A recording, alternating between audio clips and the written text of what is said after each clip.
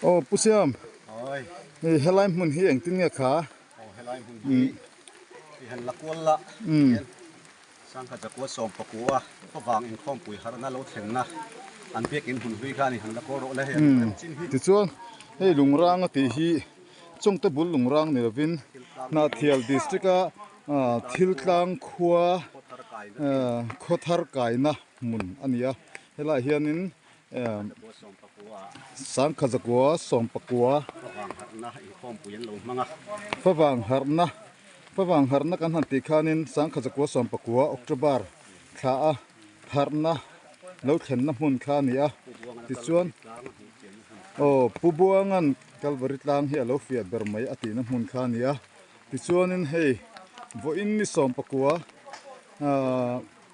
mei sang hi som ni pali a hianin lungle atangin mi engemaw zat kan kala then baptist te then chu presbyterian ko frante le ko fran mun khatami pon ni lo lungle wang sang mi te kan kal khoma ti chuan hei a mun avel hi fai vuk maya amaro chu tuna ruwa an sura thite han tle a khanga khanin bulhot tlem anga zong hi chu alo tlale ta a ti chuan helai hian hei cross te an lo dinga sap upa le pubuanga te po hei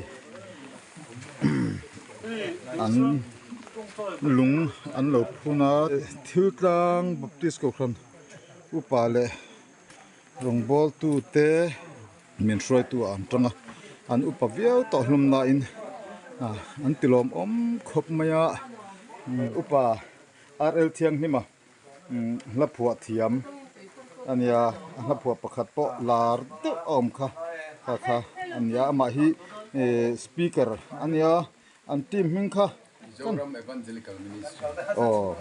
Asai kha kan lo hria in karinga ti hi zotlang lungle zotlang baptist ko ran upa pubiak te ania hei hi puram moya ania lungle farm venga baptist ko ran upa ania ikhumi ania lungle salem pima mi mani le hi le kahria ka che bai ta hianin kan be sial lo thei lo ni hi salom bor lu kan ko kan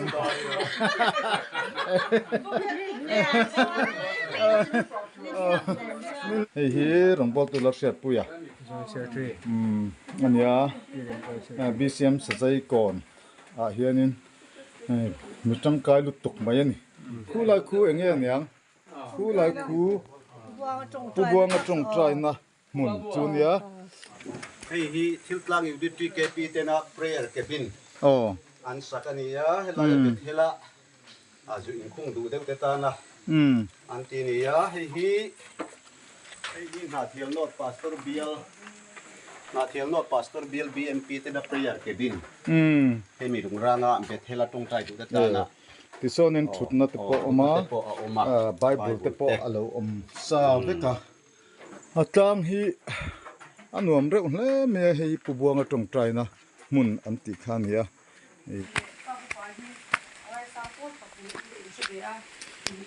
kalom thin lu tuka achan chu pubuang le sa upa ti sun du hi kangai sanga chuanin he lai kan sang thumak ka soi nim thei lo chu ti hi